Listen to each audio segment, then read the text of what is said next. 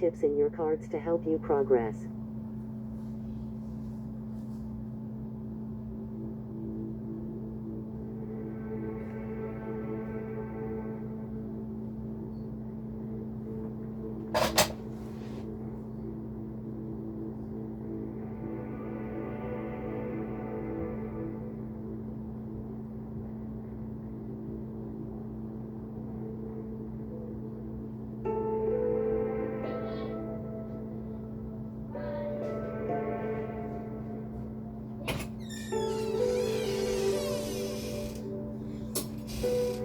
What did you do?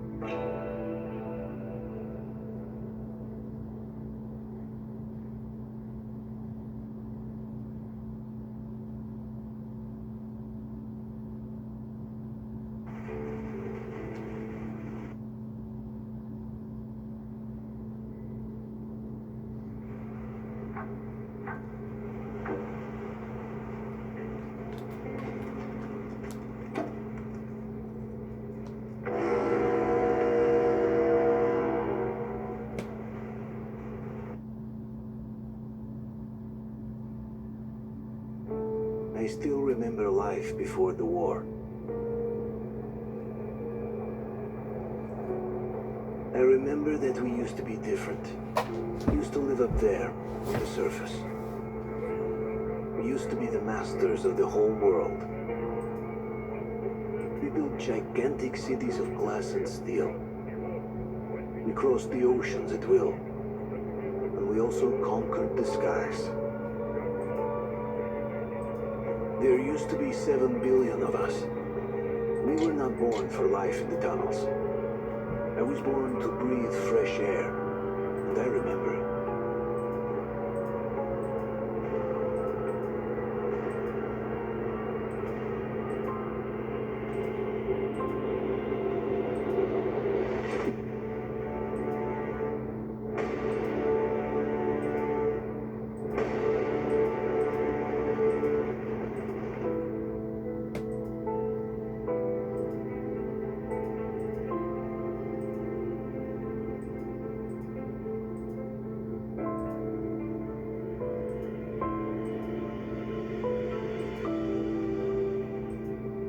The 7 billion were wiped out by the last war.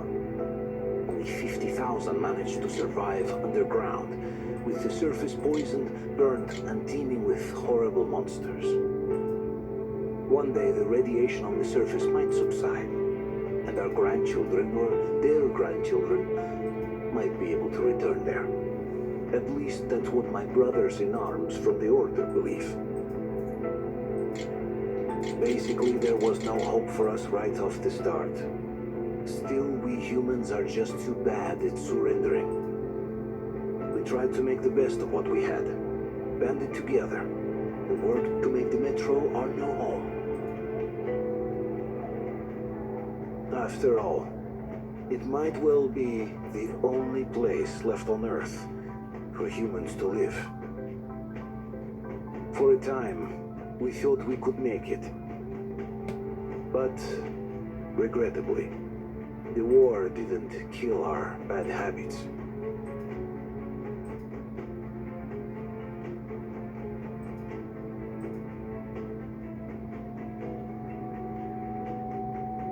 In the relative safety of the tunnels, corruption festered.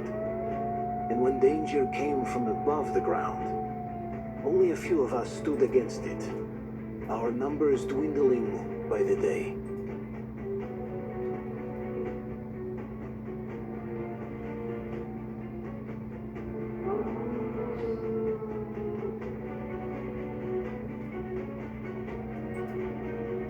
But I remember we were born for a better life. And I can't accept that I'm destined to grow old and die underground. I don't care if I'm called an idiot. But if even a single shard of the old world still exists out there, Fill it with I have fresh to cold find water it. up to the max line and click it back in. Step 2, power on. Press the button on top once. The light will pulse orange Between while it endless heats up. years of That hopeless takes about existence 15 and even a single moment of hope, I must choose hope. CPU, strong I GPU, must and find efficient. that signal. Apps launch quick and games are smooth. 1. Dual camera system. 12mm main. 12mm ultra wide. Ultra wide for travel.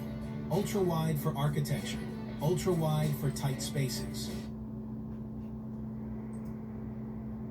The DrinkWorks Home Bar offers over 30 different options across 5 collections. The Classic Collection covers margaritas, Moscow Mules, mojitos, Long Island iced teas, whiskey sours, old fashions, white Russians, gin and tonics, and cosmopolitans. Then there's the Simply Refreshing line for lighter options. The Paradise Collection for tropical drinks like Mai Tais. The Wandering Wine series for sangria-style pours. And the Brews Collection, yes, it makes beer and cider too, including Stella Artois Sea Drain. The machine also has built-in chilling and carbonation. It uses CO to A17 Pro. That was yesterday. Here's the spec sheet everyone cares about for the iPhone 17. Right up front, rumored 120 Hz across every model. A brighter LTPO display that actually sips power. A next-gen A20 chip built for on-device AI. A periscope telephone extending past 5X. And battery gains thanks to stacked cells and smarter efficiency. If those leaks are real, this is the year the baseline iPhone stops feeling baseline. Alright, let me break down what I'm watching for, and what might just be hype. Display first. If all models finally get promotion and run at 120 Hz, you'll feel it everywhere. Scrolling, even typing. The rumor mill points to slimmer bezels and a tougher front glass. I'm expecting a brighter peak for outdoor visibility, but the real thing would be lower floor brightness at night, so it's easier on the eyes. If Apple dials in PWM and color accuracy, that's a daily upgrade you notice on day one. Performance. That A20 talk, it's not just speed. Think neural horsepower, faster on-device transcription, smarter photo editing, more consistent background isolation on video calls, without torpedoing battery. If Apple keeps thermals in check with a better cooling design, maybe a vapor chamber this time, you get sustained performance, not just a 10-second burst. Cameras. The big headline is the periscope. If it clears 5x with solid stabilization, you can finally shoot sidelines, stage shows, even skyline details without turning them into watercolor. But I'm equally curious about the ultra-wide. A higher-res ultra-wide with better low light would make night street shots way cleaner. And if computational photography gets a smarter subject mask, portrait edge detection could stop slicing off curls and jackets. ProRes and log fans. I'm looking for cleaner rolling shutter and more flexible HDR. Battery and charging. Stacked cells plus smarter power rails could mean a real-world win. Same day, fewer anxiety top-ups. We see faster wired speeds without cooking the phone. That's a quality of life boost. MagSafe staying strong matters too. Wobble-free stands, more secure mounts. Design. Expect familiar lines with lighter materials. I'm hearing about a refined titanium finish and a softer matte glass that resists smudges. If the action button goes customizable across the line, I'm mapping mine to camera or voice notes because one-press utility beats digging through control center. Connectivity. Wi-Fi 7 would be nice for home speeds, but range and reliability win over raw numbers. Second-gen satellite features could move from emergency only to basic check-ins when you've got 0 bars. Huge for hikers and travelers. And if ultra-wideband gets tighter, handoff and Find My Precision could feel instant. Software. iOS on this hardware should lean into on-device AI, smarter widgets, context-aware replies, and photo tools that feel pro without a learning curve. Give me voice isolation on every call, better spam ID, and a focus mode that actually understands my calendar and location. Who is this for? If you've been holding a 13 or 14, this is a big leap. Smoother screen, better zoom, more headroom for the next 4 years. On a 15 Pro, it's going to come down to cameras, thermals, and whether the AI features live on device or ping the cloud. What I'm testing day one, display smoothness, PWM comfort in low light, thermal throttling with 20-minute 4K recording, zoom detail at dusk and in indoor arenas, navigation, music, photos for 3 hours, MagSafe grip strength on a bumpy drive. Bottom line, if these specs land, the iPhone 17 won't just be faster, it'll feel calmer, less stutter, less heat, fewer taps to get things done. And that's the kind of upgrade you notice every single day. If you want the full breakdown when it drops, I'll be testing all of this the minute I get mine. Catch you then. Hey Mom, now that I have an after-school job, I think I want to buy a drum kit. Okay, Rockstar. Let's look at your account. When kids start making money, Chase has easy-to-use tools and expert bankers to help them learn how to manage it.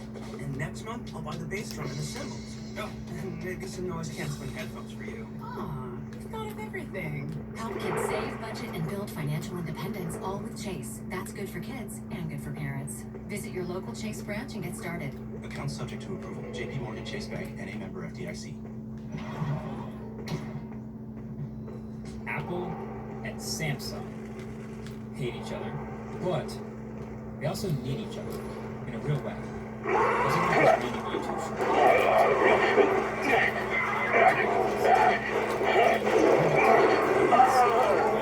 Most people don't actually realize that Samsung makes the displays for the iPhone. So yeah, Samsung, who has their own line of smartphones with high-end OLED displays, makes the high-end OLED displays of their rival, the iPhone.